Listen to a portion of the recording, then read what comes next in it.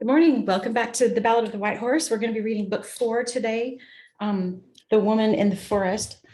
Before we start, I want to just give you a little bit of what you're going to see happening in this book. In the epic stories, when the hero has got a journey, one of the things that always happens is he has a journey to the underworld. You see that in the Aeneid. He goes to, into actual Avernus and goes down and meets his father and receives some instruction for his quest. Another thing that you see, not so much in the epics, but very much in the medieval tradition, when the heroes are traveling, at some point they're going to visit a kind of a wayside house where they frequently receive instruction, and usually that's the purpose of the visit there. They receive instruction that helps them on their quest. You see that in The Lion, the Witch, and the Wardrobe, when the Pevensey kids go to the house at Beaver Dam and they spend that evening with Mr. and Mrs. Beaver. The Beavers tell them not just the history of Narnia, but they tell the children what their duty is, what their quest is. So in this story, Chesterton is kind of combining those two ideas in book 4 here. So we'll see how he does that. Another thing that happens, this is a part of this storytelling tradition, is we'll get to this moment of really high tension, and all of a sudden the narrator just cuts and moves to a different scene. Meanwhile, in the woods, tra-la, tra-la, it's just kind of wild.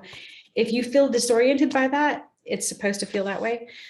He's doing that on purpose. It's to do with dramatic tension and letting you know what's going on in the rest of the world, where our hero is in the middle of this intense moment. Other things are happening, and then he brings everything back together again and resolves that tension. So we'll see how Chesterton does all those things, and he does it, I think, masterfully. He wrote this pretty early in his career. I'm not sure how old he was in the 1910s when he wrote it. He was, I think, in his 30s. So this is a brilliantly constructed work of art. I love it. So The Ballad of the White Horse by G.K. Chesterton, Book 4, The Woman in the Forest. Thunder of the snorting swine, enormous in the gloam, rending among all roots that cling, and the wild horses whinnying, were the night's noises, when the king, shouldering his harp, went home. With eyes of owl and feet of fox, full of all thoughts he went. He marked the tilt of the pagan camp, the paling of pine, the sentry's tramp, and the one great stolen altar lamp of Guthrum over his tent. By scrub and thorn in Ethandune that night the foe had lain, whence ran across the heather gray, the old stones of a Roman way. And in a wood not far away, the pale road split in twain. He marked the wood and the cloven ways with an old captain's eyes, and he thought how many a time had he sought to see doom he could not see, how ruin had come and victory, and both were a surprise.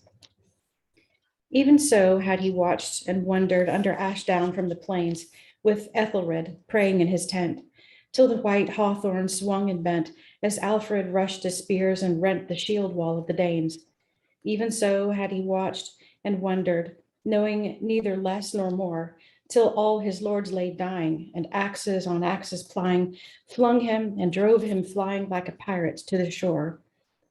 Wise he had been before defeat, and wise before success, wise in both hours and ignorant, knowing neither more nor less. As he went down to the river hut, he knew a nightshade sent. Owls did as evil cherubs rise, with little wings and lantern eyes, as though he sank through the underskies, but down and down he went. As he went down to the river hut, he went as one that fell, seeing the high forest domes and spars, dim green or torn with golden scars, as the proud look up at the evil stars in the red heavens of hell. For he must meet by the river hut them he had bidden to arm, Mark from the towers of Italy, and Colin of the sacred tree, and Eldred, who beside the sea held heavily his farm. The roof leaned gaping to the grass as a monstrous mushroom lies, echoing and empty seemed that place, but opened in a little space, a great gray woman with scarred face and strong and humbled eyes. King Alfred was but a meager man, bright-eyed, but lean and pale and swordless. With his harp and rags, he seemed a beggar, such as lags looking for crusts and ale. And the woman, with a woman's eyes of pity at once and ire, said when that she had glared a span, "There's a cake for any man if he will watch the fire." And Alfred, bowing heavily, sat down to the fire to stir. And even as the woman pitied him, so did he pity her, saying, "O great heart in the night, O best cast forth for worst, twilight shall melt and morning stir, and no kind thing shall come to her till God shall turn the world over, and all the last are first. And well may God with the serving folk cast in his dreadful lot. Is not he too a servant, and is not he forgot?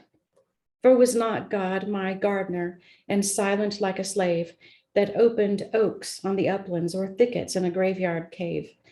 And was not God my armorer, all patient and unpaid, that sealed my skull as a helmet, and ribs for hauberk made?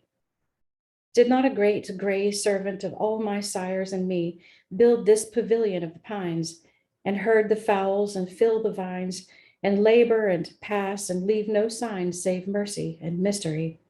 For God is a great servant, and rose before the day from some my primordial slumber torn. But all we living later born sleep on and rise after the morn, and the Lord has gone away.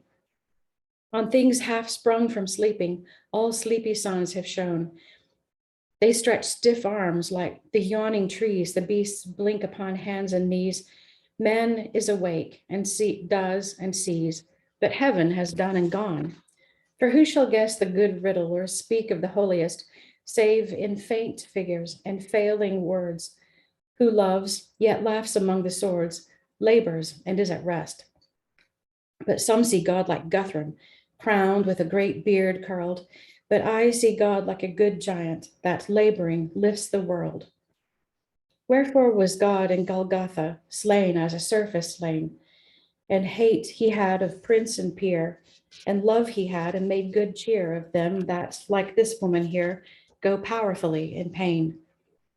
But in this gray morn of man's life cometh sometime to the mind a little light that leaps and flies like a star blown on the wind, a star of nowhere, a nameless star, a light that spins and swirls and cries that even in hedge and hill, even on earth, it may go ill at last with the evil earls. A dancing sparkle, a doubtful spar, on the waste wind whirled and driven, but it seems to sing of a wilder worth, a time discrowned of doom and birth, and the kingdom of the poor on earth come as in heaven. But even though such days endure, how shall it profit her, who shall go groaning to the grave, with many a meek and mighty slave, firebreaker and fisher on the wave, and woodman and wagoner?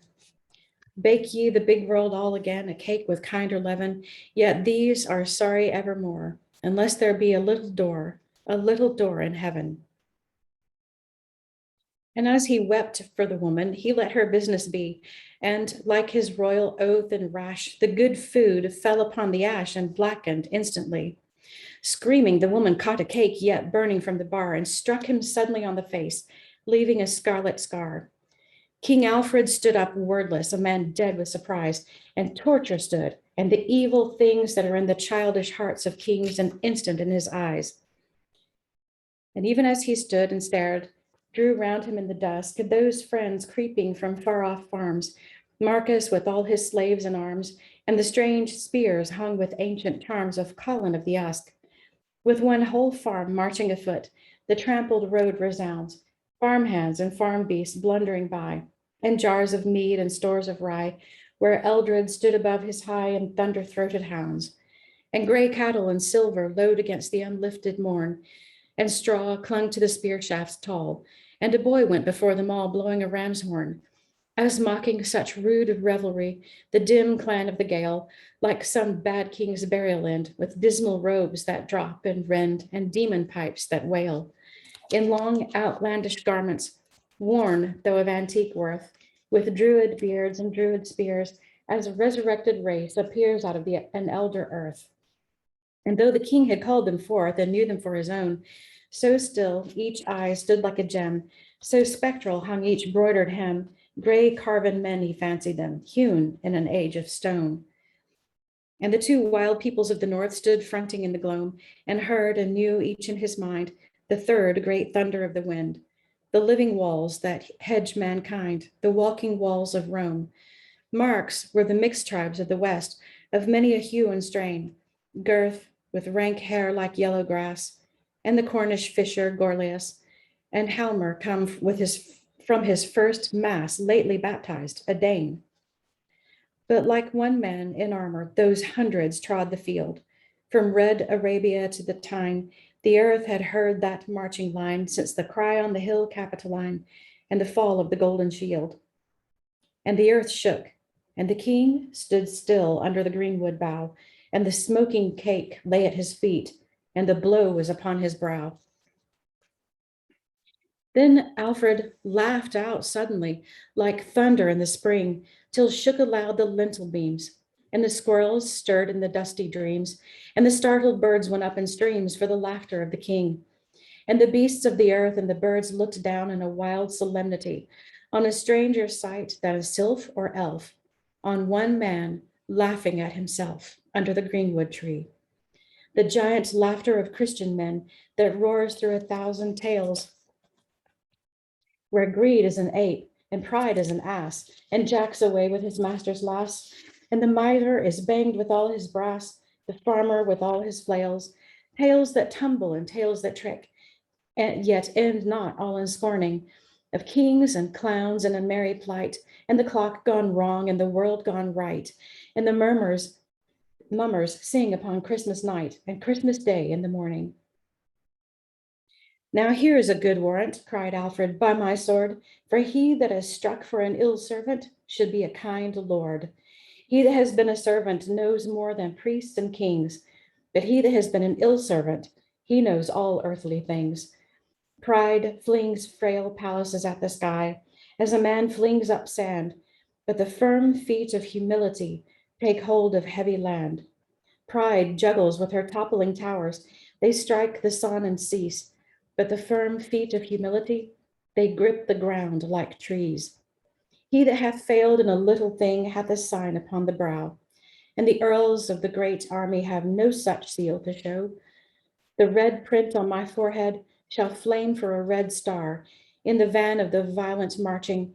Then when the sky is torn, the trumpets 10, and the hands of the happy howling men fling wide the gates of war, this blow that I return not, 10 times will I return on kings and earls of all degree, and armies wide as empires be shall slide like landslips to the sea if the red star burn. One man shall drive 100, as the dead kings drave. Before me rocking hosts shall be riven, and battering cohorts backwards driven, for I am the first king known of heaven that has been struck like a slave. Up on the old white road, brothers, up on the Roman walls, for this is the night of the drawing of swords, and the painted tower of the heathen hordes leans to our hammers, fires, and cords, leans a little and falls. Follow the star that lives and leaps, follow the sword that sings, for we go gathering heathen men a terrible harvest, 10 by 10, as the wrath of the last red autumn, when Christ reaps down the kings. Follow a light that leaps and spins, follow the fire unfurled. For riseth up against realm and rod a thing forgotten, a thing downtrod. The last lost giant, even God, is risen against the world. Roaring they went o'er the Roman wall, and roaring up the lane, their torses tossed, a ladder of fire. Higher their hymn was heard and higher, more sweet for hate, for heart's desire. And up in the northern scrub and briar, they fell upon the Dane. End of book 4.